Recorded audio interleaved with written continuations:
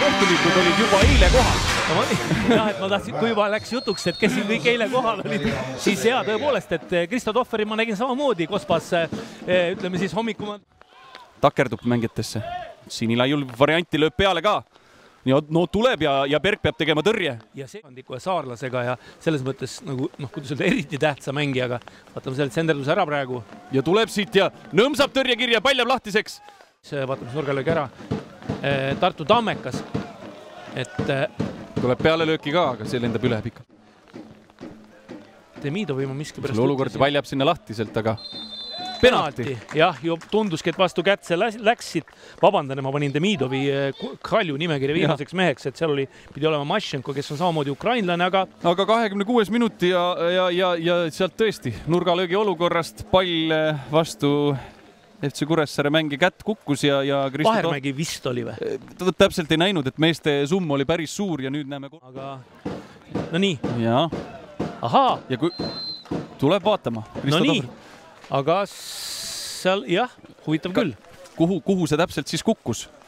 Või oli seal veel midagi, mis ei meil tähele panuta? Ja varriruumis ka tihe töö käib. Vaadatakse seal mitmelt ekraanilt... Ja Kristo Tohver siin. Et siit ei peaks tulema. Aga mingi diskussioon seal on, aga vaatame, mis on kohe. Tohveri otsus. Ja. Tundus, et ei tule. Tundus, et ei tule. Ja seda ütles ka Kristo Tohver siin Nõmme Kalju peatreenerina. Et ei ole ja et ei olnud peatreener ei olnud rahul sellega, et kes nurgalööki nüüd andma läheb ja mängitakse lahti ja kasti joonele löögile ka. Ja tuleb ja ei ole paha löök. Seal ees. Tambetuu tsenderdus. Ja nüüd Nõmm pudistab, aga ise teeb. Tundus, et hakkab minema, aga ei tulnud sealt ja Vahermäe tsenderdus tuleb ja peale löök. Iga mäng, kui kohale oled sõitnud, siis eks me mängu ära ka teeme, nii et mõlemal äärel. Ja nüüd on varianti Kuressaarel ja Berk peab lasknud on päris ilusasti. Ja tuleb ka seekord ikkagi sinna taha posti ja tundub... Pesa, kust läbi tulla ja nüüd tuleb ilus sööt siia Ivanovile. Ivanov lööb kastiga ja nüüd tundub, et ta esimene olemas. Ja Orlov tuli mängu. Esimene puude või? Tundub küll. Ja muidugi kogu krediit läheb Tarasenkovile kõigepealt, kes väga hästi leidis Mussoliitini sealt. Just tahtsin öelda, et Kuressaare kaitse seisis päris hästi ja siis sealt vahelt nagu läbi mängiti, et ja see on ikka Kaljule väga-väga tähtis värava. Muidugi treenerid rõõmustavad siin topelt, et... Terve pink oli lausa püsti ja kõik olid standardid on, et kas tuuakse näiteks sisse. Ei tea ju, mis mehe seis ka hetkel on, et siin väike vigastus olid ja pall jääb praegu lahtiseks, aga Berk selle nopib. Jah, nüüd vist üldse esimene sellistest autidest, mille siis Kuressaare ründajad võidavad, ehk siis Pihela oli praegu see, kes ta palli edasi lükkas, aga see läks sellise väga kõrge kaarega ja neid palli on ikkagi alati ründajal või kaitsel palju lihtsam mängida ja sinna värava kõrvale ta maha kukkus ning Henri Berk selle üles sealt noppis, jah. Ja Tambetuu sai kergelt. Saab palli taha astuda. Jah, ja kusjuures see... Tundub, et ongi mõlema käsi. Ja penalti. Ma eeldan, just.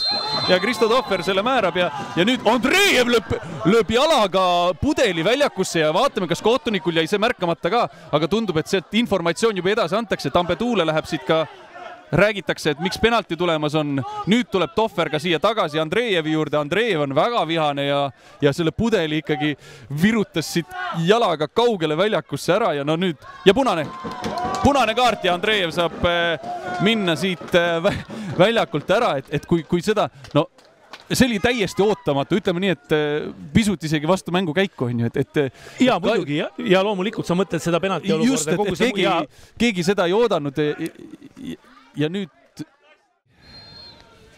mõttemängud. Ja Pajunurm vajutab üle. No nii. Ai, vaat see on mäng ja nüüd Andreev on nüüd ka tribüünil püsti ja väga rahul seal näitab oma meelsust üles, aga Pajunurm vajutab üle. No ma ei oska öelda seda statistikat, mis see penalti statistika on. Ma arvan, me statistikat ei peagi nagu väga vaatama, me peame mõtlema nüüd seda sama, et Tõõmov ja Antonov ops paljab. Ei, vaatame, kas tuleb veel tsenderdust. ja proovib sinna taha posti ja pall on lahti, aga mitte keegi ei saa sellele pallile pihta. Hästi leitakse Irmašenko, kes läheb löögile. Ja Vissel selline värava võimalus praegu. Vaatame, Visse on siin võitluses. Oi, nüüd tullakse läbi jala rausa. Lüüakse see pall klaariks, aga mäng on läbi. Mäng on läbi. Ja Nõmme Kalju saab väga vajaliku punkti lisa. Vajaliku võidu, vajaliku punkti lisa. Aga ütleks väga raske. Ja väga raskelt, jah. Arn Roomet Nõmme FC Kuressaare poolt. No täna 0-1 väga võitlusliku mängu järel. Mis on esmased mõtted või muljed sellest mängust? Väga valus kaotus, et tegelikult mängisime väga hea mängu. No see oli teada, et läheb suht võitluse peale, et arvus mis ilm, mis väljak, et see oli nagu teada, et ilmselt kellelegi üks võimalus avaneb ja kahjuks avanes Kaljul. Okei, meil oli ka siin päris head võimalused, aga seekord kahjuks ei läinud sisse, et ütleks väga valus viimane kodumäng siia hooaja lõppu. No vot, jaa, viimane kodumäng sinna tahangi jõuda, et kuidas üldse sellel hooajal, kuidas tundus, kuidas kodus läks? Ütleme nii, ma päris sellest suurest tuulest vist pääsesin, et ma olen siin varem nii Viljandi kui Flora käinud, see metsik, mis tuul siin on, aga see aasta õnneks ma väga ei kohtanud seda ja nii, et ma olen väga rahul. No vot, nüüd veel 2 viimast mängu vahetabelis Tammekaga hetkel 4 punkti. Enne neil veel 1 mäng lisaks varuks, teil Flora ja Kalev veel ees, mis mõtted on? Kuidas 8. koht säilitada endale vähemalt? Eks see 8. koht säilitame nii, et me võtame punkte ja me ei tohiks huvitada, mida Tammeka teeb, et see oleks kõige parem stsenaarium. Aga eks ikka, et ma arvan, meil kindlasti mingi punkt on veel vaja, et Tammeka ka nüüd siin eelmine mäng sai viigi kätte ja täna ka neil võimalus, et peame olema ise mehed ja ära võtma, et ei saa kellegi teise peal loota. Suur aitäh sulle ja edu edaspidiseks mängudeks. Aitäh sulle.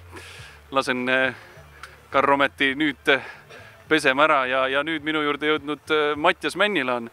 No siin mängu alguses väravas lööbiti, et miks valed särgid vanematel seljas on, et kuidas on kõigepealt esimene küsimus, kuidas on siia Kuressaare linnastaadionile naasta?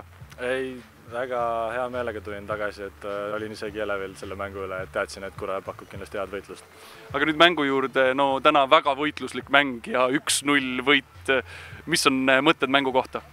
Jah, et nagu ma ütlesin, Kurre tuligi siia viimase vileni võitlema ja meil läks hästi, et me selle värava teisel poolel ära saime lüüa, et esimene poolaeg oli võimalusi, aga ükski ei jõudnud ikkagi siis kas raami või siis Nõmme oli ilusti ees. Et raske oli täna, et see ei taha küll mingeid vabadusi tuua, aga Kurre ilm ikka, eks ju, et tehti huvitavaks see kõik meile. Tuul oli küll veidi rahulikum täna, kui tavaliselt ma olen siin harjunud. Aga jah, raske oli, aga meil on hea meel. Just tahtsin jõuda sinna, et oled harjunud selle ilmaga, mis siin Kuressaares on. Aga nüüd teil ka karikamäng Viimsiga tulemas, siis Tammeka ja siis kas Maiuspalana Paidega lõpetate ja otsustate seal või kuidas sina arvad?